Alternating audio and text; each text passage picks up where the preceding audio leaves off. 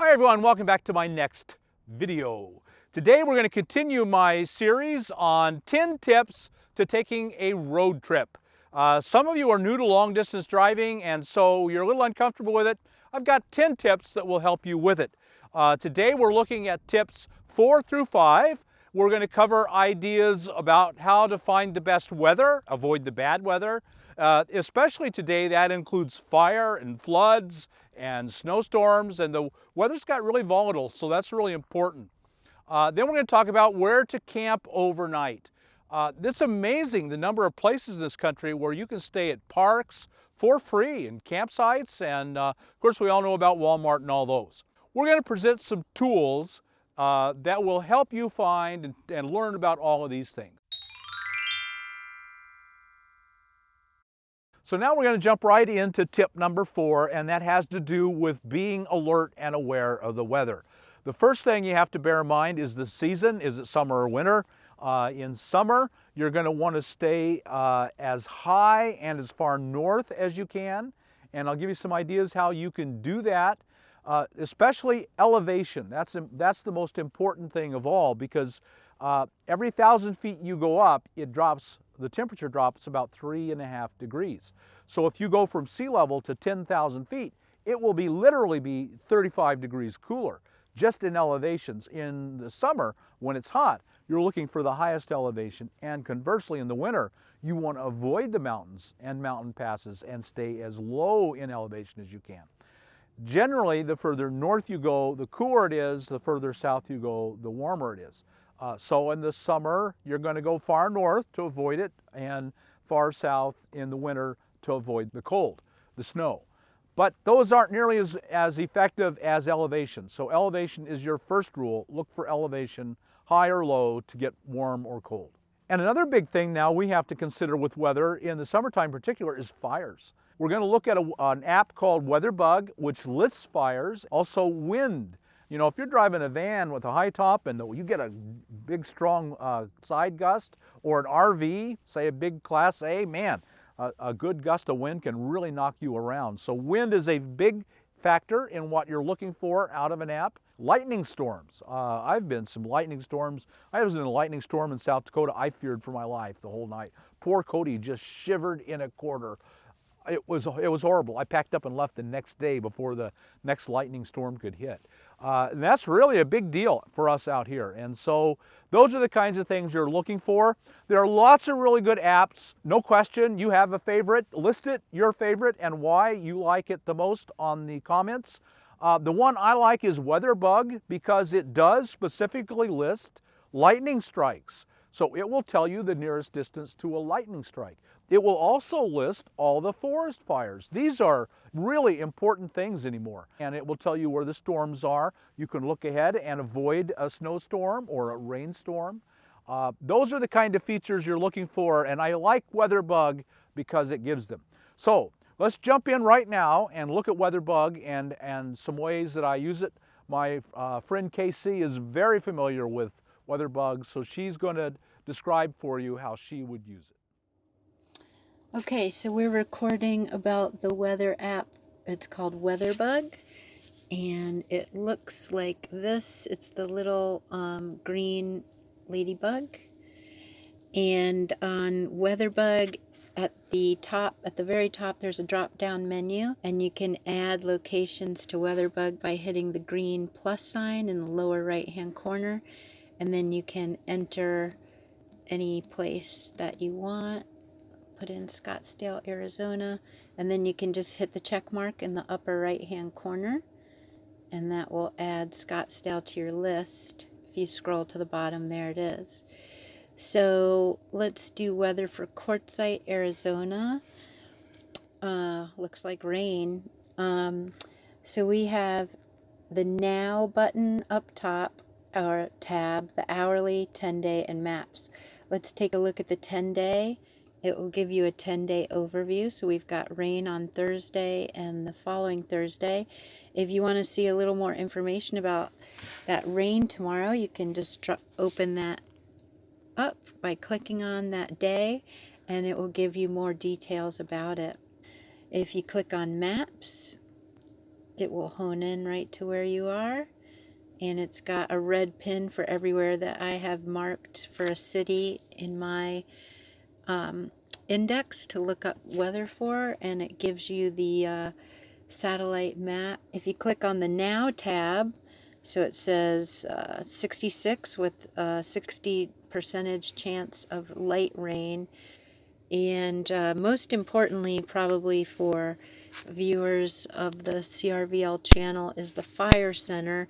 So this says closest active fire is 194 miles away, and then here's it says view map. So let's view the map, and distance is 70 miles away. There's a fire, and then you can see exactly where that fire is. In Winkleman, there's a fire there, and a fire near Globe. So if you're interested in lightning strikes during the summertime, same thing with lightning or with the fire icon. You just tap on them. They bring up the map and they show you where the closest lightning strike is. So you can see all these lightning strikes here down by Central America and out in the ocean. And then you can see where you're located. So the closest lightning strike right now is 1,300 miles away down in southern Mexico. And then this is really handy, the sunrise, sunset. Sunrise at 7:23, sunset at 6:19. The moon is in the first quarter, shows you the moon. So that's an overview of WeatherBug. I highly recommend this app. I used to work on wind farms and used it all the time, and mostly for the fire center and the lightning, so that if I was out back in the field, I'd always know where the closest lightning strike was.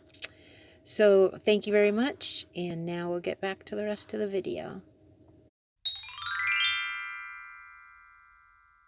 So now we're looking at tip number 5 out of the 10 tips. We're talking about where to spend the night. If you're taking a long road trip and you don't want to spend them in a motel because that's going to eat up your money.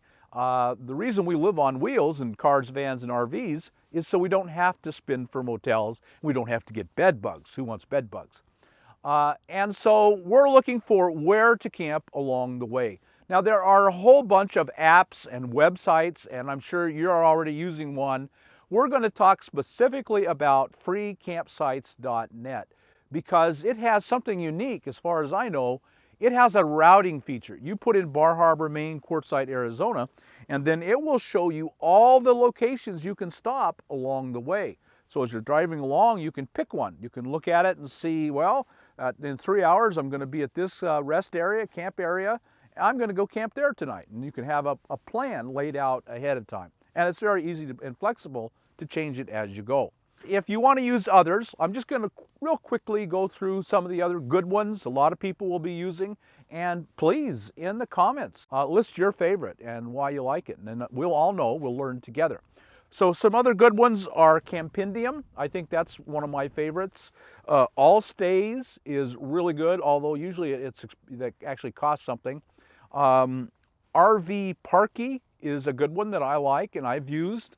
Overnight RV parking is very, very good, but it's a subscription. It's $25 a year, although I think it might be well worth it. You might want to consider it. It gives you very up to date on places you can go and the current enforcement status, particularly of Walmart's. That's what they're really good at, but they do a lot of things. And if you're going to disperse camp along the way, if you're going to take the time to disperse camp, U.S. Public Lands will tell you whenever you are on public land or on private land, BLM or National Forest or private. So that's a really good app. We're going to do more videos on all apps, and so be watching for those. Another place that you can park all along the way is rest areas. The problem with rest areas is that it's a real hodgepodge of laws state by state. 2 adjoining states will have completely different laws on can you spend the night 8 hours in a rest area.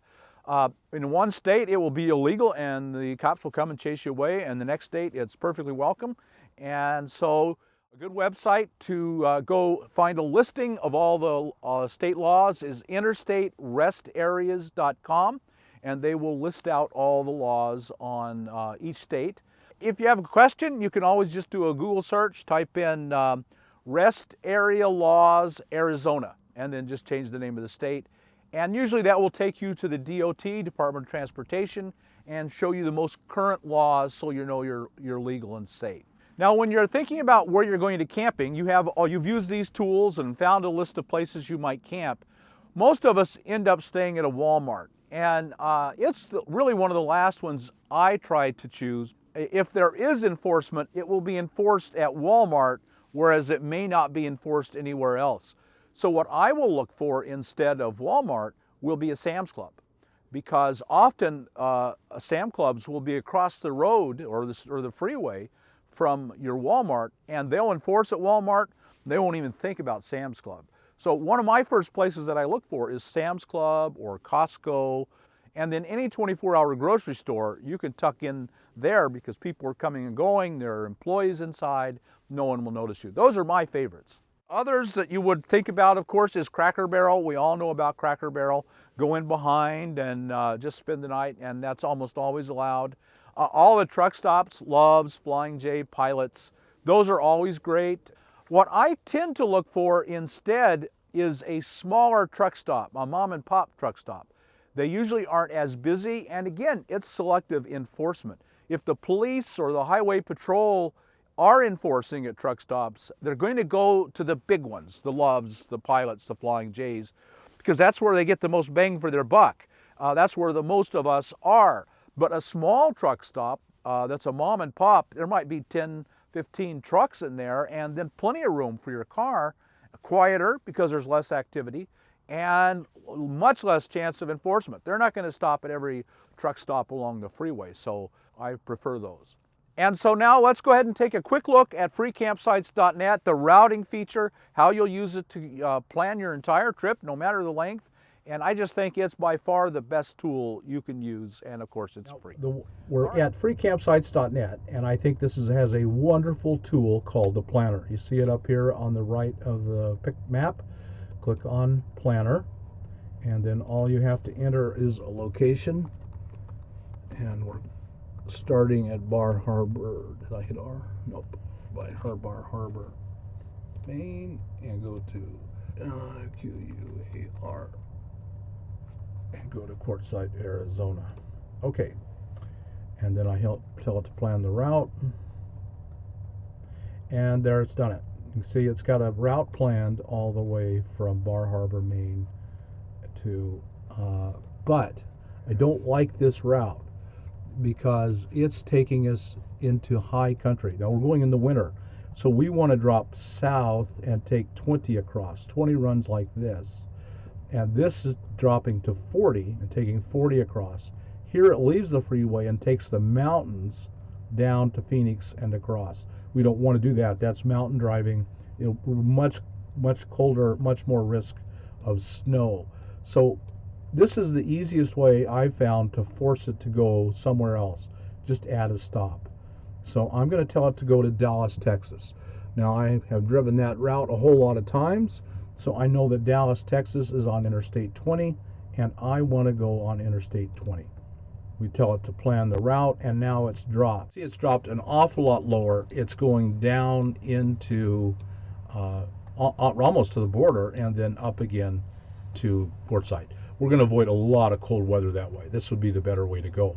Let me show you some of the options that it has here. You can tell it to avoid highways or tolls or ferries. Those are, if you want to avoid freeways, you could tell it that and take a long, slow, easy route. If you're willing to drive away from the hot route 25 miles to 50 miles, and the more you're willing to drive away, the more you're likely to find. But you can see how many campsites it's located. It's found them all for us. So let's zoom in at some. Green means it's free. So here's a campsite that's a Walmart Supercenter, and if I click on it, it gives me the report about this Walmart. It gives us a lot of information about that Walmart. And let's see if we can find some others. What's this one? That's a state forest, and it's free. So here you're driving along, and here is a free state forest that you can park at, and it's not very far. See, it shows here that it's only 10 miles off the route. Well, to stay at a Free State campground, I'd probably be willing to do that. And let's look at this one. Well, this one must be in a national forest.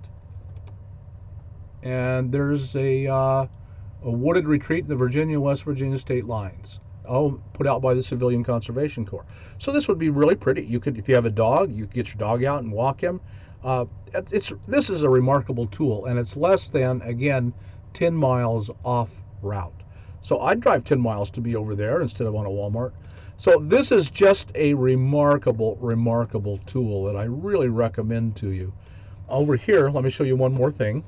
This is directions, so it's giving me turn-by-turn directions, and I'm sure it's just getting them off Google Maps. But also, if we list just the campsites, it will tell me the campsites starting from the beginning point all the way down. And that's a really handy tool. So freecampsites.net, I think this one tool is all you really have to find your route and find campsites. I tell you what, all this talking about traveling is making my feet real itchy. I'm going to have to head down the road. But I hope to see you down there. If you'll take some of these tips, take them to heart, and get out there. There's so many beautiful places. Let me meet you at one of them. Okay, if you got anything out of this video, like us on YouTube, subscribe to the channel, hit that thumbs up button. See you down the road, friends.